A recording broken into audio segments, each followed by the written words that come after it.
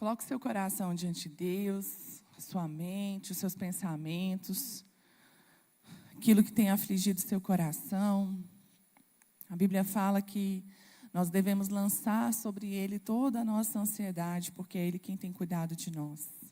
E quando nós descansamos nessa confiança de quem é Deus, do plano que Ele tem para nós, da bondade dEle, a gente tem paz. Senhor, no nome de Jesus, Deus, nós colocamos o nosso coração diante de Ti, a nossa vida por completo, Pai, porque nós pertencemos ao Senhor. Nós nos entregamos a Ti, Senhor, não apenas para sermos cuidados pelo Senhor, mas para dedicar a nossa força, a nossa mente, o nosso coração, a cumprir o Teu plano nessa terra, Senhor, a fazer a Tua vontade, Pai. Nós pedimos, ó Deus, que pela Tua palavra nós sejamos moldados, Senhor, limpos, ó Deus. Jesus falou que é a palavra que nos limpa, é a palavra que tira os excessos, é a palavra que nos molda, Senhor, e nós estamos aqui expostos diante da Tua palavra, Senhor, para sermos cada vez mais parecidos contigo, Jesus, para cada vez mais tomar a forma de Cristo, o molde de Cristo, porque é isso que o Senhor espera de nós, é isso que o Senhor planejou para nós. Deus, que cada palavra que for dita aqui, Senhor, seja direcionada pelo Teu Espírito, segundo a Tua vontade, e que alcance o coração de cada um, segundo a necessidade de cada um, Senhor, a necessidade de aprender, a necessidade de viver, Pai. No nome de Jesus, nós consagramos esse lugar a Ti, esse tempo ao Senhor, Pai, que o Senhor governe, Pai, que o Senhor governe todo esse momento, toda a nossa vida, Pai, porque é por Tua causa que nós estamos aqui. O Senhor é o centro de todas as coisas e é a Ti que nós queremos adorar, meu Deus, no nome de Jesus. Amém. Glória a Deus. Pode se assentar. Jesus falou isso, né? Vocês já estão sendo limpos pela palavra. E Jesus também contou uma história falando do agricultor, né? Que ele poda e que ele limpa. Nos dois, algo está sendo removido. Nos dois está tendo um dano, uma dor, né? Se planta fosse sentir dor. A mesma dor de uma poda, né? O mesmo esforço para uma poda é o esforço para uma limpeza, né? E Jesus fala que quem é dele é podado para que dê mais frutos. Mas quem não é cortado, eu estou usando poda e limpa com o mesmo nome, mas é corte e poda. E quem é cortado para ser lançado fora. Né? E às vezes a gente passa por situações na nossa vida doloridas, sofridas, que Deus está removendo algo de nós. E às vezes fica, né, por que a gente está passando por isso? Mas essa poda que Deus faz, por mais que ela doa, o que vai fazer diferença é que ela vai gerar mais frutos. Né? Então, é a palavra que faz isso conosco, é a palavra que nos expõe aos nossos erros, às nossas falhas, aos nossos defeitos. Às vezes, dói reconhecer, dói você saber a condição que você se encontra, mas o fruto que isso gera é muito proveitoso.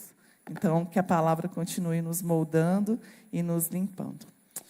Continuamos, a gente deu uma pausa semana passada, por causa da Conferência Espírito Santo, uma rotina muito, né, acelerada para todo mundo conseguir assimilar tudo. A gente preferiu dar uma pausa semana passada e estamos retornando hoje à terceira aula sobre o livro a carta, né, aos Filipenses, a carta da alegria. E deixa eu ver aqui. A gente começou fazendo essa introdução. No dia 13, a gente falou sobre a alegria no sofrimento, falamos do primeiro capítulo. E hoje, no segundo capítulo, a gente vai falar sobre o exemplo de Jesus. Então, como é que esse segundo capítulo está organizado, dividido? Do versículo 1 ao 4 vai falar da unidade na fé. Do versículo 5 ao 11 vai falar do exemplo de Jesus, de Cristo. Do versículo 12 ao 16 vai falar sobre o nosso exemplo, como nós sermos luz nesse mundo. E Filipenses 2, do 17 ao 30, que é o final, fala dos colaboradores na fé. Então, vamos começar? Filipenses 2, de 1 a 4. Eu vou ler aqui para a gente seguir a mesma tradução.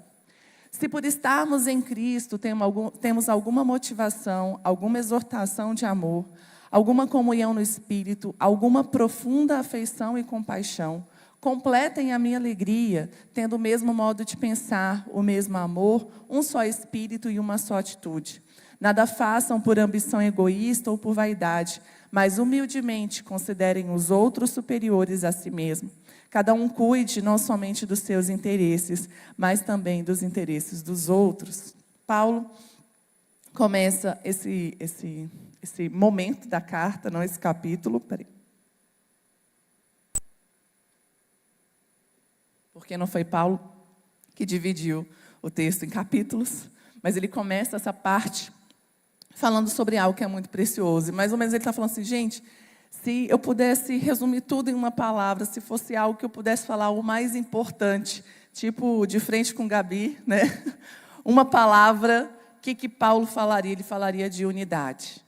Olha, se tem alguma coisa que a gente pode tirar disso tudo, alguma exortação, alguma motivação, o que eu tenho para falar em vocês é que vocês andem em unidade.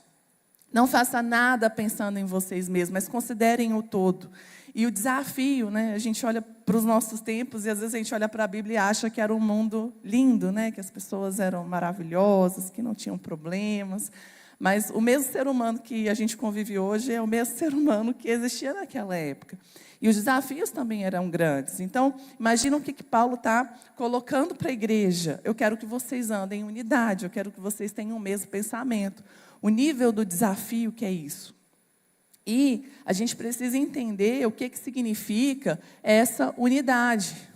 Porque unidade não fala de uniformidade. Não são pessoas iguais, mas são pessoas seguindo para o mesmo propósito, uma mesma direção, o mesmo alvo. Isso que faz com que a gente ande em unidade, porque o propósito é maior do que eu mesmo. Por mais que eu seja diferente, pense diferente das pessoas, o meu objetivo, o nosso objetivo, ele supera isso. E quando eu começo a colocar os meus interesses, as minhas vontades, as minhas preferências acima do propósito, eu perdi o rumo e isso vai trazer problemas, danos para a igreja. Quando a gente fala de uniformidade, a gente está falando de tudo igual. E como é que poderia ser tudo igual se eu preciso, né, abrir mão de mim para pensar igual ao Tiago, e o Tiago precisa abrir mão dele para pensar igual a Lourdes, e a Lourdes e aí vai entrar num círculo que não vai ter fim. E não é isso que está sendo dito. O que está sendo dito é que existe um propósito maior, existe um alvo que está acima dos meus próprios interesses.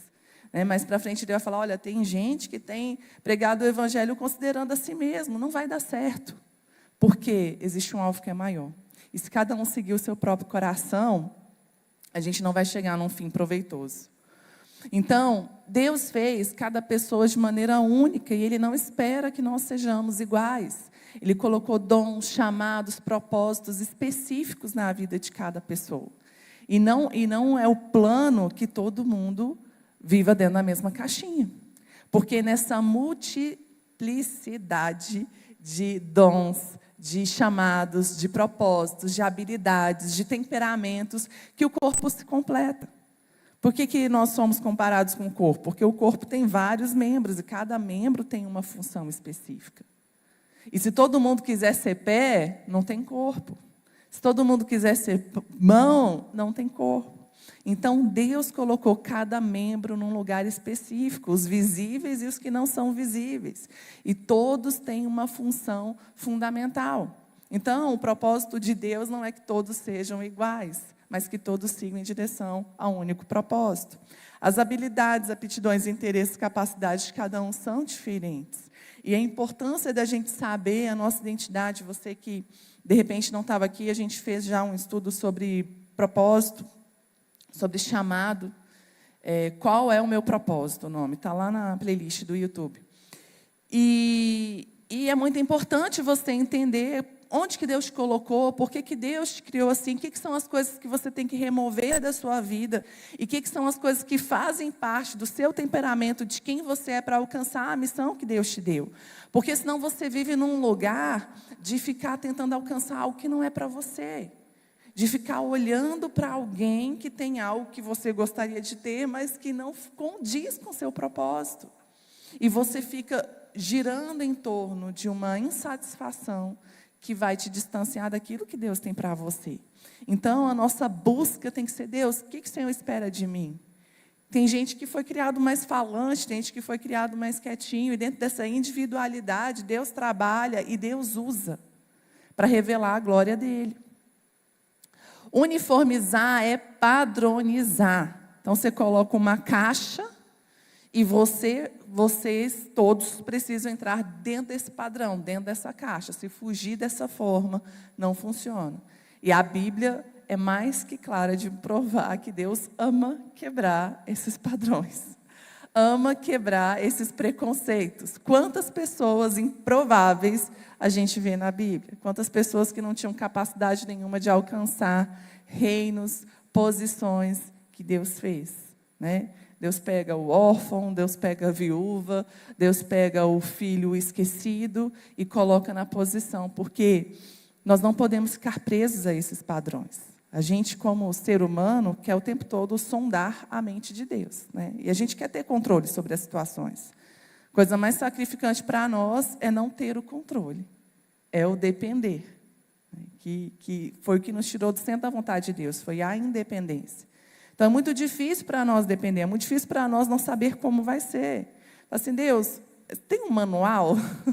Que aí eu já sei o que esperar. E às vezes Deus age de um jeito na sua vida e fala assim: então quando acontecer vai ser assim, assim, assim. Aí vai lá, Deus muda completamente. Uma das questões que os fariseus tinham, que eles não conseguiam reconhecer quem era Jesus, porque eles estavam presos a esses padrões. E quando Jesus veio completamente fora do padrão, completamente fora daquilo que eles achavam que era o linear, falou assim: não, então não é ele, não tem como ser ele. E estava tudo revelado. Só que eles estavam presos a esse padrão que não era o que Deus tinha revelado. Unidade é manter unido. Então, é estarmos juntos. Vai ter algum momento que eu não vou concordar com meu irmão, vai ter algum momento que meu irmão não vai concordar comigo, mas existe algo muito maior que nos mantém unidos, que é Cristo. Então, eu tenho que amar, não é a opinião 100% de alguém, mas eu tenho que amar o Cristo que habita nela. E por causa do Cristo que habita nela, eu recuo, eu abro mão da minha opinião, eu levo dano, porque existe algo que é maior. Essa questão aí das redes sociais, na época ainda era o Facebook, eu decidi, eu acho que eu já falei isso aqui, eu decidi abrir mão de algumas opiniões minhas publicamente. Por quê? Porque eu estava vendo que isso estava atrapalhando a mensagem do Evangelho. A minha opinião pode ser diferente da opinião de outra pessoa. E, às vezes, pessoas que, né, com quem eu estava tentando compartilhar do amor de Cristo, falando de Jesus, por discordar de uma opinião minha que não tinha nada a ver com o Evangelho, estava fechando a porta para que o Evangelho entrasse. Então, eu falei assim: vale a pena mesmo? Eu preciso mesmo me posicionar, ficar esbravejando o que eu penso, o que eu acho? Não. É melhor abrir mão por causa de um propósito maior. E a unidade nos leva a esse lugar de manter unido. De falar assim: olha, a gente pensa diferente, mas existe algo maior é o que nos une do que o que nos separa. E é esse coração que tem que estar dentro de nós. O corpo de Cristo tem diversidade de dons e ministérios. Ninguém, só Jesus, gente, ninguém vai ter 100% dos dons. Ninguém vai ter 100% da capacidade. E por que Deus fez isso? Para que a gente dependa um do outro. Para que a gente ande ligado, unido. Uma vez eu ouvi uma frase, ela é bem... sempre me lembro dela. Eu não vou lembrar quem disse, mas disse o seguinte, que alguém que você não gosta tem algo que você precisa. Deus colocou dentro de alguma pessoa que existe um conflito, que existe uma resistência, algo que você precisa. E enquanto você não resolve isso, você fica impedido de receber aquilo que Deus colocou dentro daquela pessoa. E isso não é uma autorização para você achar que não gostar de alguém é normal. Isso não é normal. São conflitos que a gente tem que resolver. E nem que você tem que começar a gostar de todo mundo com interesses. Mas para nós percebermos que Deus nos fez seres interdependentes, porque essa unidade alegra a Deus. É como quem tem mais de um filho aqui. Eu sofro quando os meus estão brigando. E eu só lembro da minha mãe, né? Eu falo: ai, meu Deus, será que ainda dá tempo de pedir perdão? Porque eu e minha irmã, gente, a gente brigava tanto, tanto, tanto. E minha mãe ficava o dia todo trabalhando fora, e às vezes eu ligava para minha mãe no trabalho. Mãe, a Clarissa não sei o que, não sei o quê. E a Clarissa também, a Clarissa é minha irmã. E era uma confusão. E hoje, quando os meus filhos brigam, o coração da gente, como pai, fica assim, ó, dilacerado. Fica, meu Deus, não briga, vocês são irmãos. E nós, sendo falhos, né, e tendo os nossos também, os nossos partidos, às vezes a gente olha para um e fala, mas fulano está certo, mas Beltrano está errado. Imagina Deus, que é perfeito, que nos criou, como Ele quer que nós andemos em unidade. Então, essa é a vontade de Deus para nós. E o que unifica o corpo de Cristo é o próprio Jesus. O que nos faz mais semelhantes uns aos outros é porque Cristo está dentro de nós. Nós partimos da mesma natureza. E isso tem que fazer com que a gente ande para o mesmo propósito, para o mesmo caminho. Então, falando sobre essas diferenças, e quando a gente vive num contexto de igreja, isso é muito comum, graças a Deus, assim, não sei se eu não sei, mas a nossa igreja, assim, graças a Deus, anda de uma forma muito saudável, muito raro você vê esses níveis de conflito entre pessoas, e mesmo quando acontece, a gente busca resolver rápido, a gente não considera isso normal. Tem pessoas que querem levar isso com normalidade. Ah, não, tudo bem você não gostar de alguém. Tudo bem, é normal ter esse tipo de conflito. Mas não é normal, gente. Se nós estamos pensando em ir para o mesmo céu, você acha que no céu você vai poder virar a cara para alguém? Você vai mudar? Não, eu vou pela rua X porque a fulana mora lá e eu não gosto muito. Você acha que tem espaço para isso no céu? Então, se nós estamos nos preparando para essa jornada, o momento de nos resolver é agora. Andar em paz com todos. É essa a vontade de Deus para nós. E você sempre vai ter algo, gente, em comum com alguém. Sempre. Você pode discordar, falar assim, nossa, eu e fulano, a gente discorda em tudo. Cara, tem alguma coisa, nem que seja a cor preferida. Nem que seja que eu gosto muito do frio e do calor. Você vai ter algo de semelhança com alguém, sempre. Nem que seja uma coisa muito simples. Parta disso.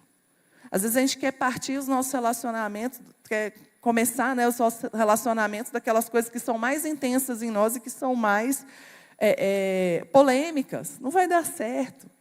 Vai do ponto comum. Do ponto comum. E você vai conseguir promover essa unidade e revelar o amor de Jesus.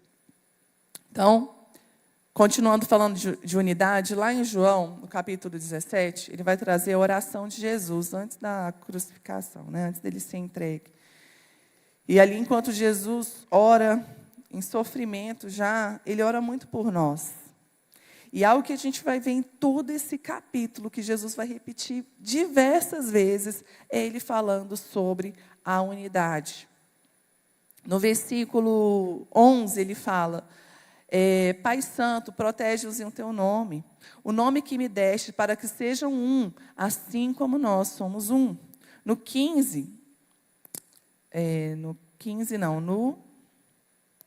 20, minha oração não é apenas por eles que estavam ali naquele momento. Rogo também por aqueles que crerão em mim, eu e você, por meio da mensagem deles, para que todos sejam um, Pai, como tu estás em mim e eu em ti. No 23, fala o seguinte, eu neles e tu em mim, que eles sejam levados à plena unidade, para que o mundo saiba que tu me enviastes e amastes igualmente, e os amastes igualmente me amaste. A nossa unidade, gente, revela quem é Jesus para o mundo. Por causa da nossa unidade, o mundo pode crer em Jesus. E o contrário também é verdadeiro. Nas nossas divisões, o que fica mais ressaltado é o poder de Jesus enfraquecido, vamos colocar assim. Quando você vê cristãos brigando, igreja falando mal de igreja, irmão falando mal de irmão, frente aos incrédulos, a fé que eles poderiam ter se esvanece. Porque é a forma que Deus tem de se revelar nessa terra através de você. E se você não está conseguindo revelar esse amor, você está não se expondo, você está expondo o próprio Evangelho. Então, muito cuidado. E hoje, né, tudo é muito público, tudo é muito gritante, né? Cuidado quando você vai falar mal de uma outra igreja, mal de um outro irmão, por causa de opinião, por causa de postura. Porque quem está ali te enxergando são os irmãos. Entre nós, a gente corrige, a gente, né, dá uma palavra de direção, mas por que a gente tem que ficar expondo essas coisas para as pessoas que estão de fora? As pessoas que estão de fora têm que ver aquilo que nos une, aquilo que nos faz um. E Jesus foi muito claro em falar isso, né? Que eles sejam um, para que o mundo creia em mim. Olha a responsabilidade que a gente carrega. E aqui, que eu falei todo esse tempo, resumindo, a unidade não é alcançada por indivíduos iguais, mas por pessoas que estão dedicadas a um mesmo propósito.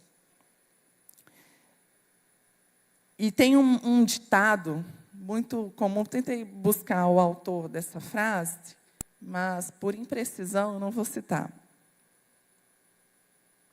Mas isso aqui fala como nós, né, como igreja, temos que caminhar em direção a essa unidade. Como nós não vamos concordar o tempo todo, vamos ter a mesma visão a respeito de tudo, o que a gente tem que considerar? E aqui fala, nas coisas essenciais, unidade. Nas não essenciais, liberdade. E em todas as coisas, o amor. Isso aí é uma frase que você tem que carregar no coração. Está discordando de alguém? Isso é essencial, isso é central. Isso fala sobre quem é Jesus, sobre quem é Deus, sobre a palavra, que é um firme fundamento. Cara, isso tem que ter unidade. Isso aí não tem como negociar. Ah, não, cada um tem a sua fé, cada um segue seu caminho. Não é disso que eu estou falando. Porque existem coisas centrais no Evangelho e isso não tem negociação. Mas existem coisas que não são essenciais. Ah, tem bateria, não tem bateria, a parede é preta, a parede não é preta, né? A ordem do culto, começa com música, começa com louvor. Essas coisas não são essenciais, não são centralidade. Então, a igreja tem liberdade, e eu prefiro usar até a palavra respeito diante disso. Respeita. É a opinião do outro, isso vai corromper a centralidade do Evangelho? Não. Então, respeita. Você pensa de um jeito, ele pensa de outro, isso não faz ninguém melhor nem pior. Seguimos em direção ao alvo. Mas em tudo tem que ter o amor. Porque sem amor nada funciona, nada prospera. E ele vai falar também do altruísmo, né? Do não pensar em si mesmo, mas considerar o outro superior a si. E o altruísmo, ele fala de viver o Evangelho como uma forma de priorizar o próximo. Que a verdadeira humildade vê o próximo acima de si.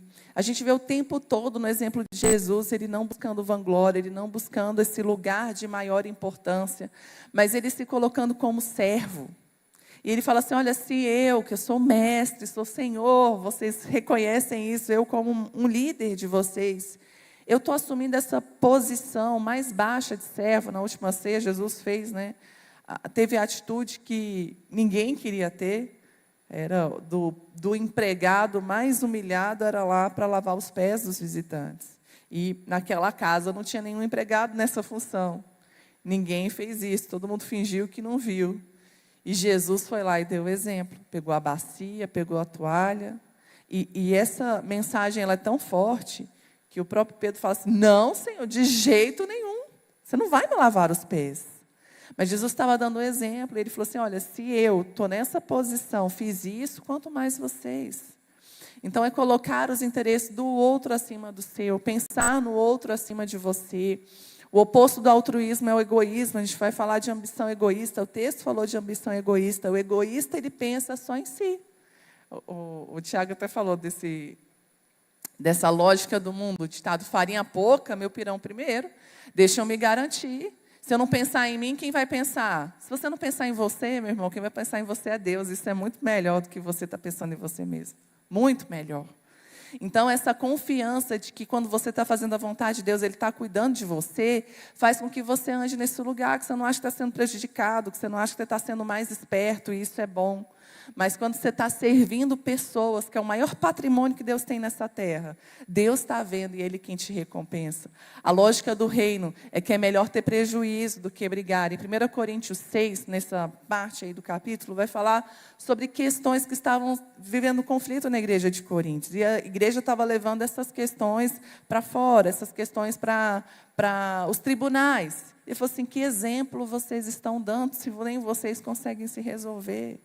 Se essa sua justiça vai expor o evangelho à vergonha, é melhor você tomar prejuízo, depois vocês leem lá. É melhor você levar o dano.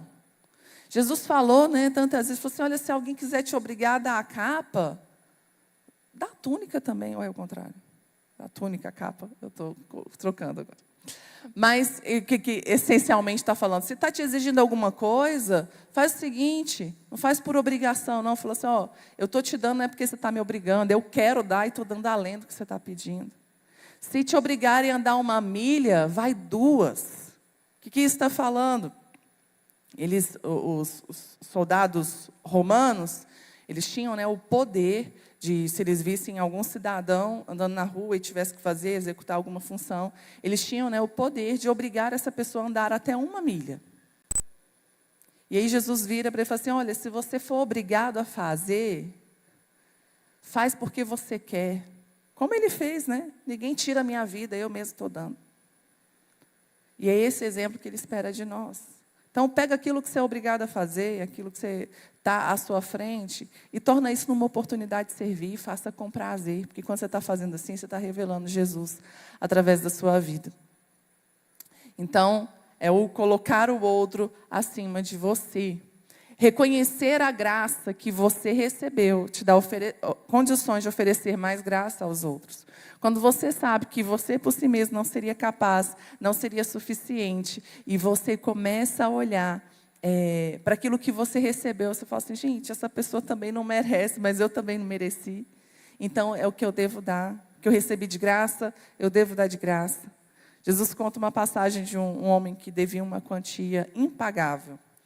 E ele vai para o tribunal e pede clemência pela vida dele.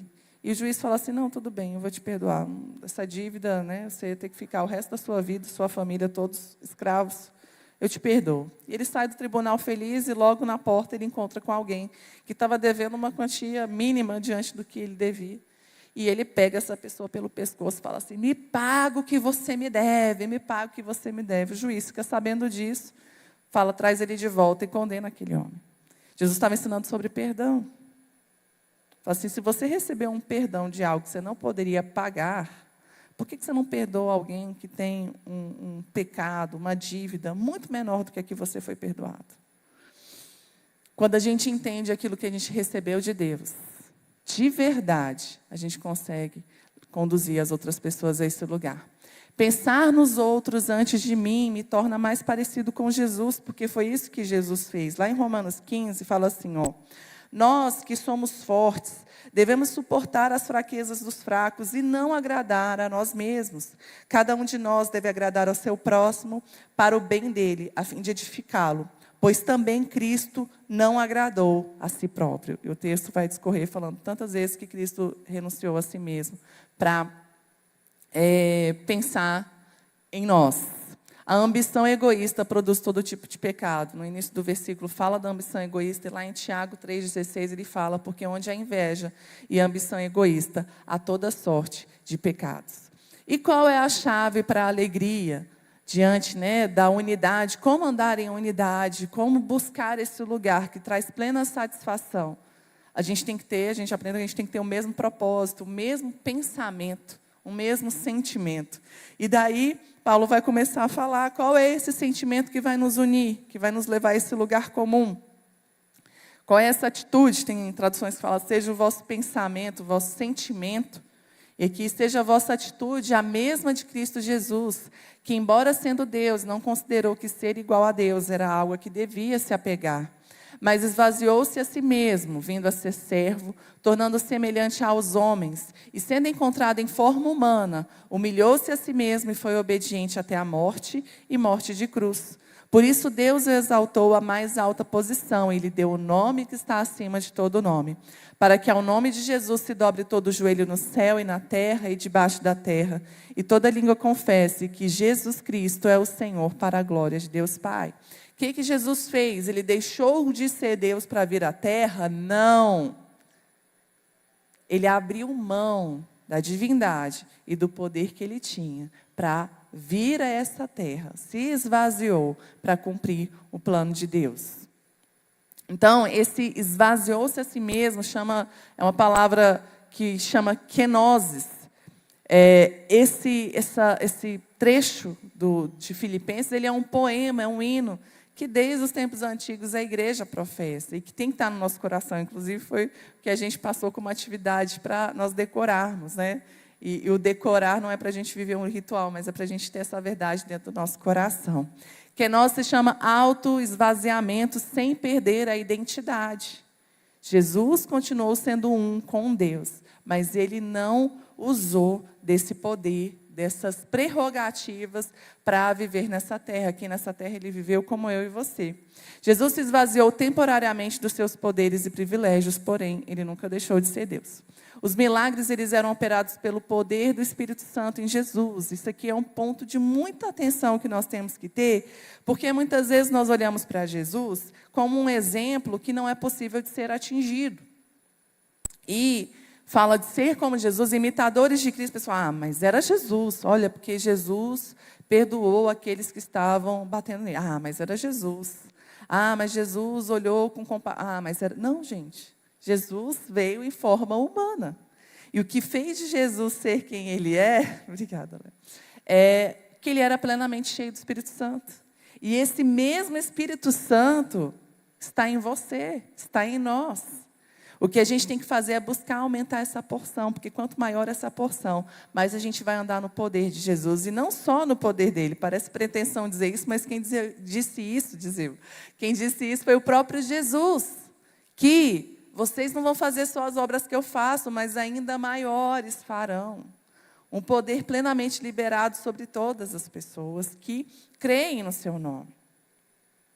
Então, o autoesvaziamento é a chave para a alegria cristã. Porque se você ficar buscando se encher, se preencher nas coisas desse mundo, na sua validação entre as pessoas, isso nunca vai alcançar aquilo que Deus realmente planejou para você. Então você precisa se esvaziar para que esse Espírito venha te encher plenamente e você seja plenamente satisfeito. Eu costumo falar ali com o pessoal do Kids, né? Dessa questão do reconhecimento. Falo, gente, a gente nunca pode buscar esse reconhecimento vindo das pessoas, porque qualquer trabalho que você faz para Deus, ele é tão grande, tão extraordinário, que pessoa nenhuma nesse mundo vai conseguir te recompensar à altura.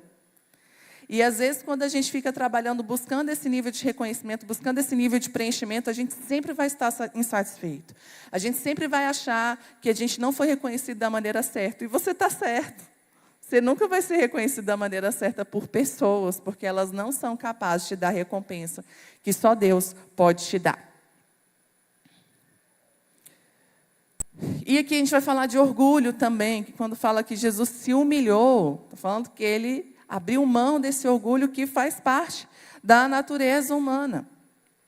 O orgulho é a origem do pecado. Quando a gente olha para a tentação lá no Jardim do Éden, como é que Satanás conseguiu fisgar Eva e ela ser convencida? Foi pela essa sensação de independência. O orgulho, querer ser mais do que você realmente é. Assim, olha, Deus não falou exatamente, né, assim.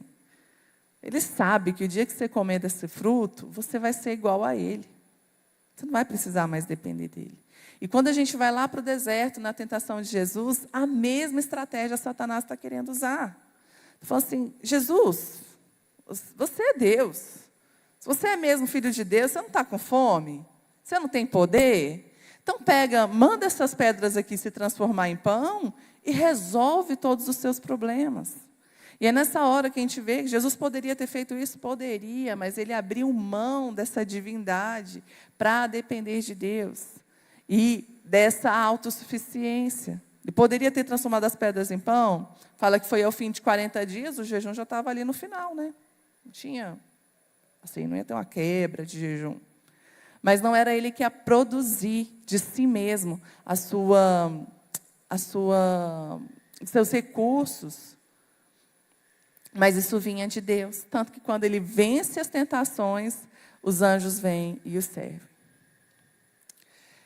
Orgulho pressupõe comparação, e a comparação é a raiz de toda insatisfação. Então, para você se orgulhar, você tem que olhar para alguém e considerar essa pessoa pior do que você, menor do que você, e você vai estar o tempo todo se comparando. E essa comparação vai te levar a esse lugar de tristeza. A gente está falando de alegria, lugar de tristeza, de insatisfação. Mas quando você reconhece quem você é, o que Deus preparou para você, aonde você está indo, você vive plenamente satisfeito, porque é Ele quem te completa.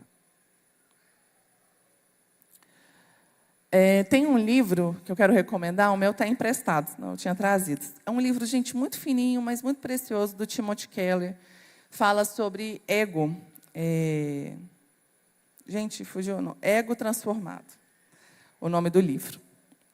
Então, leiam. Ele é bem simplesinho, mas muito profundo. E agora eu vou passar para vocês uma parte, né, desse livro, narrada, para a gente refletir a respeito de tudo isso que a gente falou aqui a respeito de orgulho.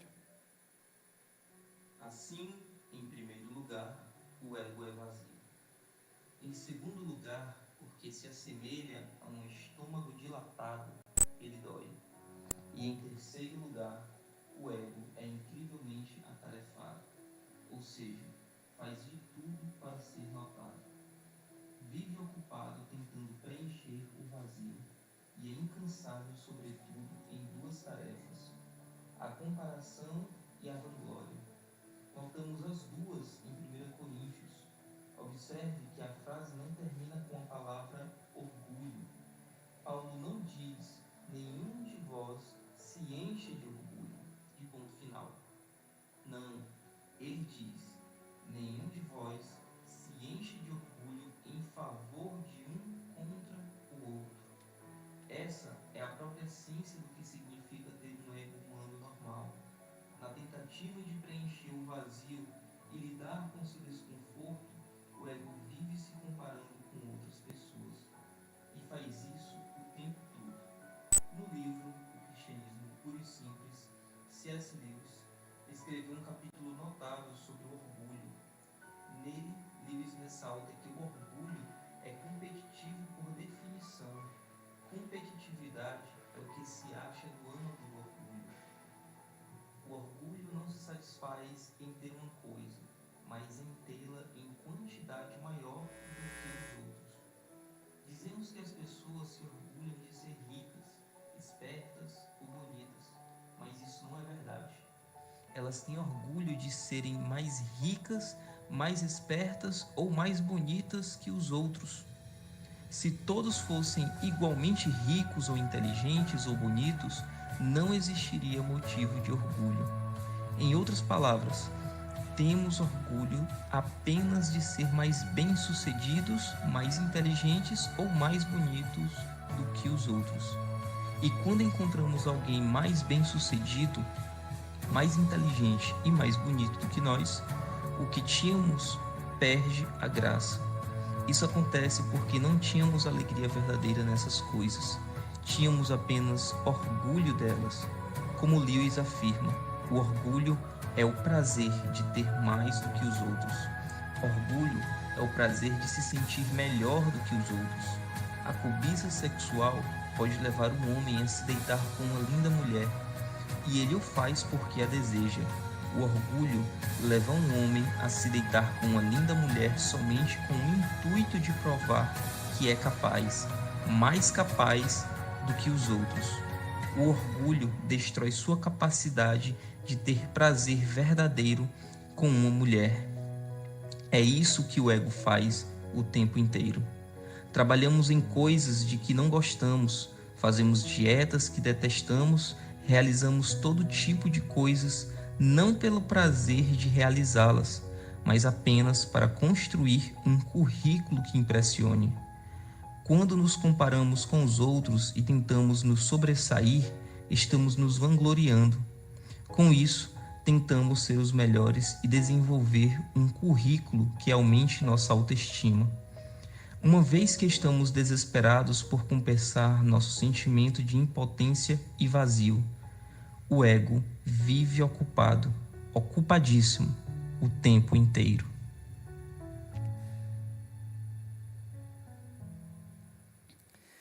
E a gente vai parando para... Dói, né? Mexe lá no ego. O Timothy Keller fala o seguinte, que o ego é como uma ferida inflamada. E quando você está com algum membro do seu corpo, uma unha inflamada, né? Qualquer topadazinha dói muito. E quando a gente está se sentindo muito machucado, muito ferido, tudo que fala a nosso respeito dói, machuca, a gente se sente preferido, é hora da gente avaliar como o nosso ego, às vezes, está inflamado. E parece assim, né? Uma coisa inflamada é uma coisa grande. Mas, na verdade, não tem conteúdo. Né? Está só inchado. Se fizer assim... Mas uma coisa grande com consistência, ela é forte. Ela não é sensível. Então, algo que espelha muito isso que está dentro de nós, você não precisa responder, mas só pense a respeito. Você preferiria ganhar um salário de 10 mil reais, considerando assim as mesmas condições, nesses dois exemplos que eu vou dar. Você preferiria ganhar um salário de 10 mil reais num lugar onde todas as pessoas ganham 1.000? Ou você preferiria ganhar 20 mil reais num lugar onde todas as pessoas ganham 30? Isso aí mostra o nosso coração, como a gente está apegado, não apenas àquilo que nós temos, mas àquilo que está ao nosso redor. Timothy Keller fala nesse livro que a essência da humildade do Evangelho não é pensar menos de si, mas menos em si. Humildade não é baixa autoestima. Humildade não é pobreza. Então, a gente fala, a pessoa muito humilde, para falar que a pessoa tem poucos recursos.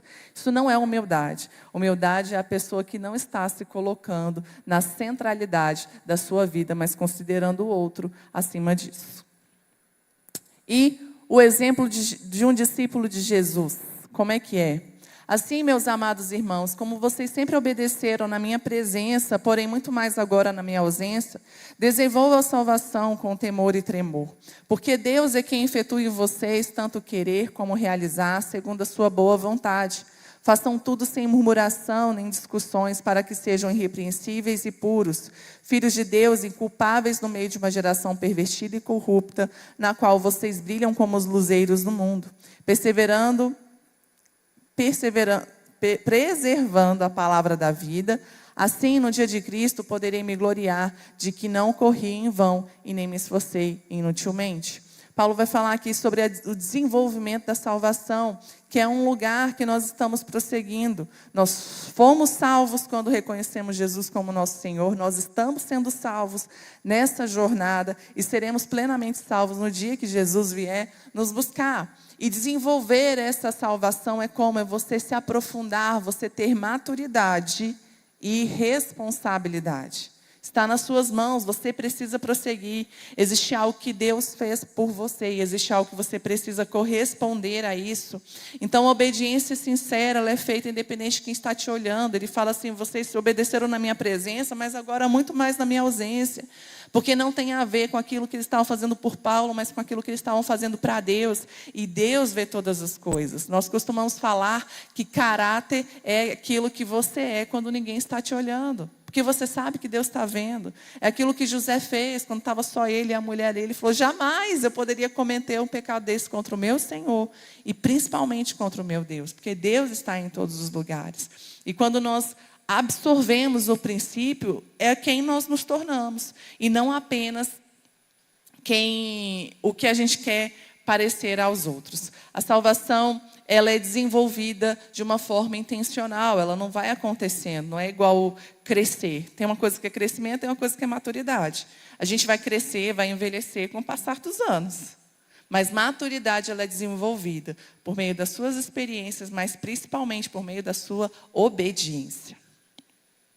Temor e tremor fala de um respeito máximo por Deus. Deus espera que nós sejamos cooperadores dEle, da vontade dEle, do plano dEle. A salvação, ela começa em Deus e ela termina em Deus. Mas esse processo nós estamos trabalhando junto com Deus. Tem duas palavrinhas aí também que às vezes nos traz um tipo de conflito, que fala que Deus efetua em nós tanto querer quanto realizar. O que isso está falando? Que Deus vai produzir em você tanto a vontade, porque por natureza nós não temos vontade de obedecer a Deus, de fazer sua vontade, nem negar a nós mesmos. Então, se você está com essa vontade de buscar a Deus, saiba, é o Espírito Santo que está movendo isso em você, não vem de você mesmo. Então, Deus que provoca em você esse querer, mas também Deus provoca em você a capacidade para fazer essa vontade. Mas quem faz é você. Então, a vontade de obedecer a Deus não vem de nós mesmos, vem de Deus. A capacidade para obedecer a Deus não vem de nós, vem de Deus. Então não se preocupa, quando Deus te chamar para fazer algo, Ele que vai te capacitar. Ah, mas eu não posso, Deus não vai te mandar fazer algo que você não consegue. Então, às vezes, no caminho você vai aprendendo. Vá e obedeça. Essa palavra realizar é energel. Mas, tá muito alto, gente. Essa palavra se chama energel, esse realizar, esse trabalho. E o que isso significa? É como se fosse um fio elétrico conduzindo energia até a lâmpada para que ela ligue. Deus está te dando toda a energia, toda a capacidade, toda a potência que você precisa para cumprir a vontade dEle. Mas quem vai decidir o que vai ser feito é a sua resposta a Ele. Lá em Hebreus 3, no versículo 7 e 8, fala: se hoje vocês ouvirem a voz do Senhor, não endureça o seu coração. Isso mostra a sua participação. Nós não somos marionetes na mão de um Deus Todo-Poderoso. Nós somos pessoas que decidiram obedecê-lo por amor, porque esse amor nos conquistou e nos alcançou. Dedicação ao reino de Deus. Paulo fala, entretanto, mesmo que eu seja oferecido como libação, eu vou explicar o que é isso, sobre o sacrifício e serviço da fé que vocês têm, fico contente e me alegro com todos vocês. Assim, vocês também, pela mesma razão, fiquem contentes e se alegrem comigo. Libação era uma oferta que era derramada junto com o sacrifício, geralmente era um vinho. Lá em Números 15, vocês vão poder acompanhar a respeito desse relato. E ele fala assim, olha, a minha morte pode ser essa oferta, sobre o sacrifício todo que eu fiz. E ele fala antes, né? Eu vou me alegrar de não ter feito isso em vão. Porque vocês vão produzir os bons frutos daquilo que eu semeei na vida de vocês. Né? Paulo via sua morte como um tipo de oferta a Cristo, no sentido de que ele daria a sua própria vida, como gratidão por tudo que Cristo havia feito por ele. E ele finaliza dando os exemplos de Timóteo e Epafrodito. Quem aí ainda quer ter um filhinho, quiser uma sugestão de nome, Epafrodito é muito legal. Imagina, Epafrodito, meu filho. Espero no Senhor Jesus enviar-lhes Timóteo o mais breve possível, a fim de que eu me sinta animado também ao receber notícia de vocês. Porque não tenho ninguém com esse mesmo sentimento e que se preocupe tão sinceramente por vocês. Todos os outros buscam os seus próprios interesses, não os de Jesus Cristo. Quanto a Timóteo, vocês conhecem o seu caráter provado, pois serviu ao Evangelho junto comigo como um filho que trabalha ao lado do Pai. Portanto, este é quem eu espero enviar, tão logo saiba como vai ficar a minha situação, mas confio no Senhor que também eu mesmo em breve irei aí. Timóteo iria como um enviado temporariamente a essa igreja, para trazer notícias dessa igreja ao apóstolo Paulo também. E quando ele vai falar de Timóteo, ele fala exatamente tudo que ele falou anteriormente. Fala assim, olhe para alguém que reproduz tudo aquilo que eu falei para vocês. Alguém que serve ao Evangelho não por seus próprios interesses, mas que decidiu dar a sua vida em favor de Cristo e daqueles que são dele. Que todos buscam seus próprios interesses e não os de Cristo. A gente via outros exemplos de pessoas que estavam buscando, pregando o Evangelho para se aparecer, para ter posição, para ter relevância. Mas Paulo, olha aqui, eu estou mostrando para vocês alguém que sinceramente dedica a sua vida a viver o Evangelho. E ele continua, contudo, penso que será necessário enviar-lhes de volta Epafrodito, meu irmão, cooperador e companheiro de lutas, mensageiro que vocês enviaram para atender às minhas necessidades. Pois ele tem saudade de todos vocês, porque ficaram sabendo que ele esteve doente. De fato, ficou doente e quase morreu. Mas Deus teve misericórdia dele, e não somente dele, mas também de mim, para que eu não tivesse tristeza sobre tristeza. Por isso, logo o enviarei, para que quando virem novamente, fiquem alegres e eu tenha menos tristeza. E peço que vocês recebam no nome do o recebam no Senhor com grande alegria e honrem a homens como este, porque ele quase morreu por amor à causa de Cristo, arriscando a própria vida a suprir a ajuda que vocês não podiam me dar. Epafrodito estava ali com Paulo, tinha levado um suprimento. E a sua vida ficou em risco por causa disso, mas ele dedicou. Então, Paulo coloca esses dois homens como exemplo disso tudo que ele está ensinando. Não considere seus interesses acima do interesse dos outros. Abra mão de si mesmo para viver um propósito maior. Isso é possível. E isso é o que nos traz plena satisfação.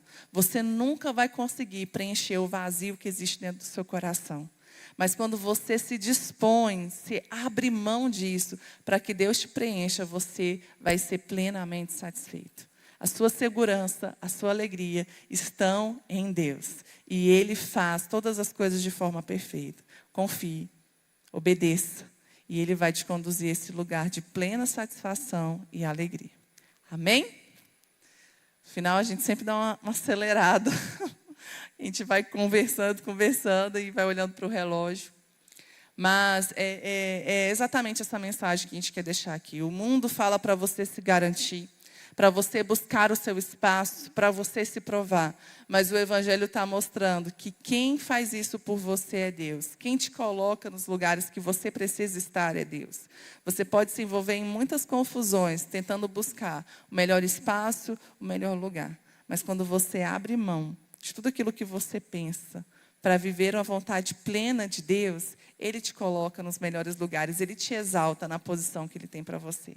Jesus podia ter subido. Quantas vezes ofereceram o trono para Jesus, né? Vai lá, os irmãos de Jesus falaram assim, olha, ninguém que tem o que você tem e quer ser conhecido, fica escondido. Está tendo a festa, vai ter a festa agora, vamos para Jerusalém, todo mundo vai conhecer o seu poder. Jesus falou assim, vocês que são desse mundo, vocês não entendem. Vocês que não têm propósito, não têm uma direção, vocês não entendem. Vai lá. Depois Jesus até vai para a festa, mas Ele não vai para aparecer. Ele não vai para conquistar a sua posição. Porque Ele sabia que essa posição estava reservada em Deus. E só Deus poderia dar esse lugar da forma perfeita. Amém? Vamos ficar de pé?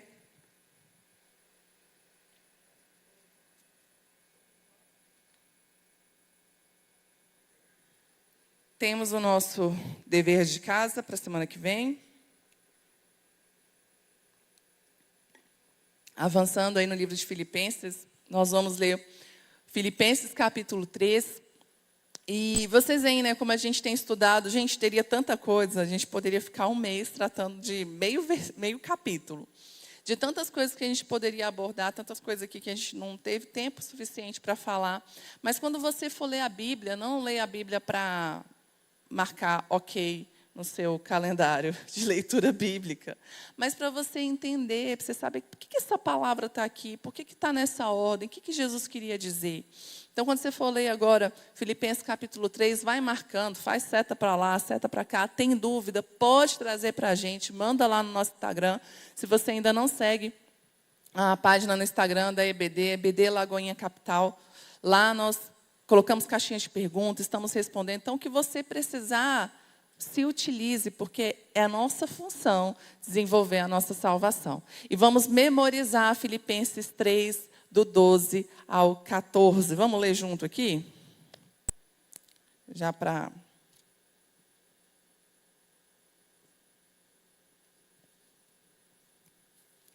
Vocês conhecem já. Talvez não saibam o endereço.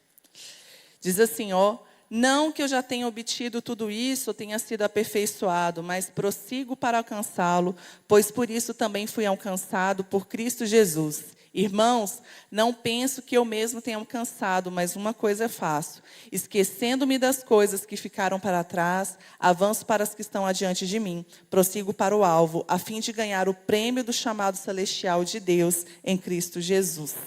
Então, semana que vem, na ponta da língua, versículo e endereço. Coloca a mão no seu coração. Vamos agradecer ao Senhor por essa palavra. Pedir para que ela seja consolidada no nosso coração, firmada, que gere raízes e frutos para a glória de Deus. Senhor, no nome de Jesus, nós te agradecemos pela tua palavra, que revela a tua vontade a nós. Nós te pedimos, Senhor, que nós tenhamos esse espírito de unidade, o mesmo espírito que houve em Cristo, que não considerou a si mesmo, mas considerou os homens, considerou o amor de Deus, o plano e a vontade de Deus acima dos seus próprios interesses. Pai, que o nosso coração seja humilde, manso e humilde como o de Jesus, que o exemplo de Cristo esteja no nosso caminhar, Pai, e que nós possamos ser, assim como Timóteo e Epafrodito, Senhor, pessoas que dedicam a sua vida por causa do Evangelho, por servir pessoas, por fazer a tua vontade e agradar o teu coração, Senhor. Nós entregamos esse tempo ao Senhor, colocamos o nosso coração para que essas verdades sejam firmadas e que nós tenhamos, ó Deus, oportunidade de colocá-la em prática no nome de Jesus. Amém. Glória a Deus. Deus abençoe, pessoal. E a gente vai se falando, provavelmente amanhã a gente vai ter EBD AD. Vocês podem acompanhar ali pelo YouTube e a gente vai estar publicando no nosso grupo do WhatsApp. Quem não está no grupo do WhatsApp, você vai entrar no Instagram, EBD Lagoinha Brasília Capital. Lá vai ter um link que vai te direcionar para o grupo. Tá bom? Se você não tem Instagram ou não conseguir acessar dessa forma, pode me passar seu contato que eu incluo vocês no grupo, porque lá a gente tem todas as lições disponíveis e também todos os nossos recados. Amém? Deus abençoe.